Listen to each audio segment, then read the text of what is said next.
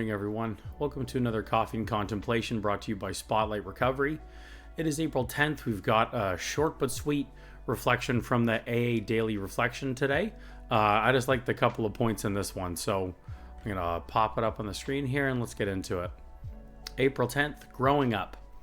The essence of all growth is a willingness to change for the better and then an unremitting willingness to shoulder whatever responsibility this entails. From As Bill Sees It, page 115. Sometimes when I become willing to do what I should have been doing all along, I want praise and recognition. I don't realize that the more I'm willing to act differently, the more exciting my life is. The more I'm willing to help others, the more rewards I receive. That's what practicing the principles means to me. Fun and benefits for me are in the willingness to do the actions, not to get immediate results.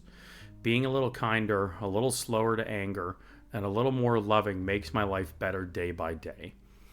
Yeah, like I said, it's short but sweet. I think it's cute. I just think a couple of the points in this are really good. Like they just drive these messages home really well, and I really, really like them. So this opening quote here from As Bill Sees It. The second half of that line I think can be pretty intimidating for a bunch of us. Then an unremitting willingness to shoulder whatever responsibility this entails. I mean, that is pretty opposite of alcoholic or addict behavior, right? Like we typically just totally live in deflection. We don't shoulder responsibility. We do whatever to avoid it, and then pass blame for when things go wrong, and it just comes from a bunch of different spaces. But ultimately, I think just that line of I know even the first time when I read it, I was just kind of like, ooh, okay. Because that triggers that little part of my addict brain that always has a foot out the back door. You know what I mean? That's always ready to bail and escape. And I think that's a big part of why we wouldn't shoulder responsibility, is because then it made our escape plan even harder. Then it was harder to get away and to drop everything and leave it if we wanted.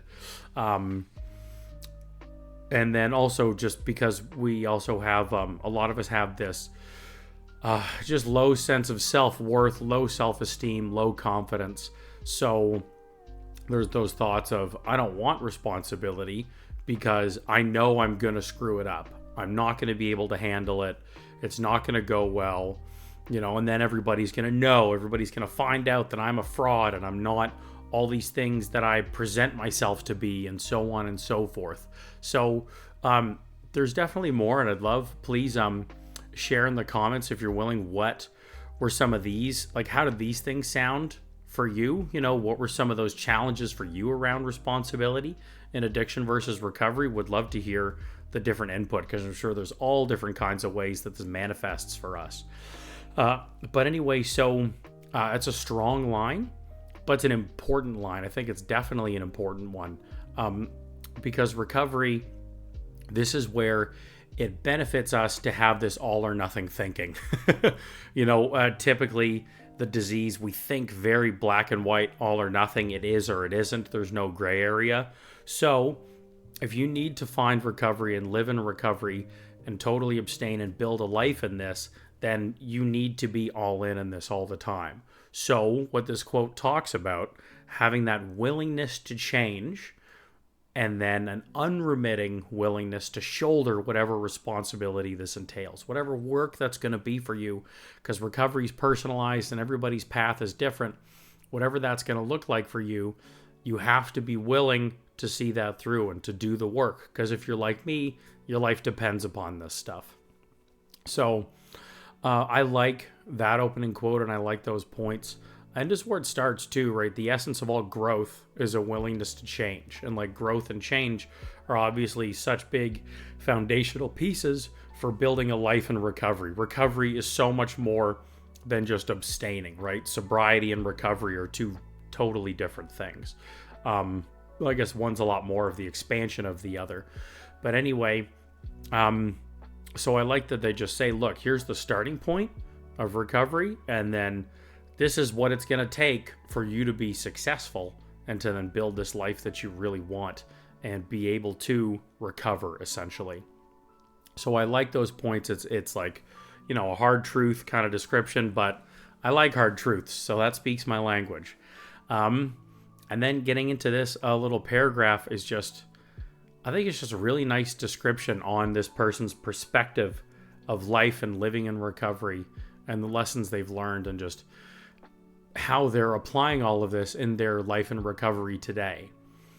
And I resonate with this opening line in it very much. When I become willing to do what I should have been doing all along, I want praise and recognition. Oh my God. Oh, I am still so bad for that. Like just that still like little kid inside me still just wants, oh, mommy, daddy, tell me I did a good job. Like, oh my gosh. That poor little kid still wants so much recognition. So that's something I have to work on a lot. And, I feel that recognition and praise and everything can come, but from myself and like doing that work for myself and separate of others. Once I'm now bringing that out into my regular world, applying to things I should have been doing all along, like at work and taking care of myself and the house and whatever it is. Like, we're getting a little old for that now.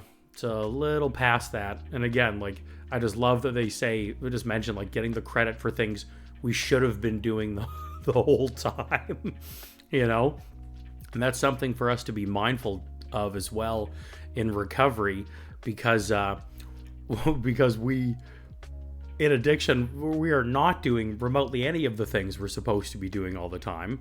And so then people in our lives, partners, family, friends, whatever, are obviously getting really sick and worn out of watching us not do the things we're supposed to do.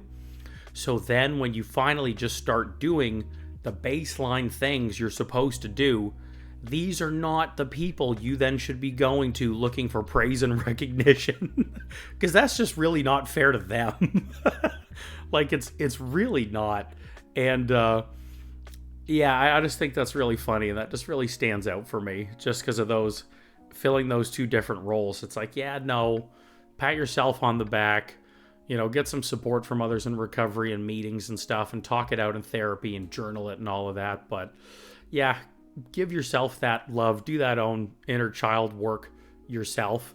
But in a lot of spots, it isn't the time or place. So I really resonate a lot with that because I got to work on that some more. So that's pretty funny. And then this following line is so great. I don't realize that the more I'm willing to act differently, the more exciting my life is. I think this is so important for folks in recovery, because so many of us come into recovery and then are so worried. Oh, it's going to be so boring. Oh, what am I going to do for fun? Oh, we're going to sit and just tell basic, and then I got home stories. Like, okay, great, woohoo. And it's hard to convince people otherwise that it's not the case. Like, you can try with your own stories and life experience, but I just love that they talk about this. The more I'm willing to act differently, the more exciting my life is. So I just really like that they mention that. And I think it's just pretty synonymous with that general messaging of, in recovery, we're just showing up to life. We don't know what the results are going to be. We don't know how things are going to turn out. But what we know is we're living again. We're present. We're here. We're connecting with other people. So I just really like that they mention that. What do we got? And then, it just keeps going sentence by sentence. This paragraph is so good. It's very powerful. The more I'm willing to help others, the more rewards I receive. That's what practicing the principles means to me. This is right out of the St. Francis of Assisi prayer.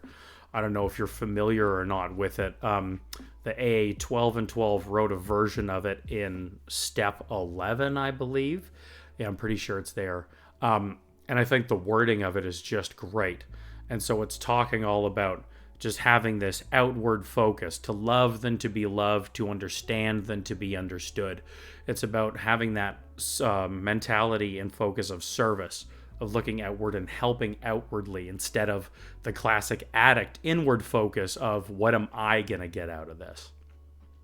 Something I still have to kind of work at all the time and let go of. So does that mention, the more I'm willing to help others, the more reward I receive.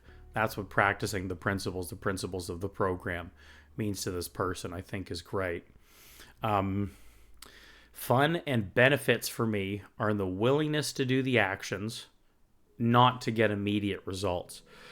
So, I mean, of course, that's something I can still struggle with and need to be working on all the time. But, like, depending on the situation, it can still come up. But again, just back to the same messaging. The fun of it, benefits of all of this are willingness to do the actions. New action, right action, changing that behavior. Talking back on, like, the willingness to shoulder responsibility constantly and just engaging in this throughout their recovery. And then this has been their experience, which is really, really cool. And I definitely relate to it as well. Being a little kinder, a little slower to anger, a little more loving makes my life better day by day. I mean, like, come on. Like, that's just adorable. Like, put that on a card. Like, that's just a great little finish there. These are, I think these are other good descriptors of serenity and how this person is achieving serenity, achieving peace of mind, improving their quality of life, right? So many of these things that are synonymous with recovery and are really, like, important, like, foundational stones, like cornerstones of recovery, are all of these things. And so I think it's just a nice little way to kind of just sum it up and mention it. Overall, I really like this reflection. I really like the messaging in it. I really like the wording in it. And I really like that it's just short and sweet and straight to the point, which I am not always so great at. Blame my Irish background. We like storytelling. What can I say? So anyway, thank you for stopping by and watching today's reflection. I hope you enjoyed it. Please put down in the comments what stands out for you. How do you feel about this reflection? I'd love to hear those comments below. Doing the rest of the YouTube things can really help the channel as well. Subscribing, liking, and sharing if you're enjoying this video, and checking out the rest of them. We've been doing them daily for about 2 months straight now, which is pretty great, and I want to keep them going. Check out the description for other ways Spotlight Recovery can support you. We've got other recovery coaching videos, a podcast, blog, and newsletter that are all up and coming very soon. So I'm really excited about all these, so keep coming back.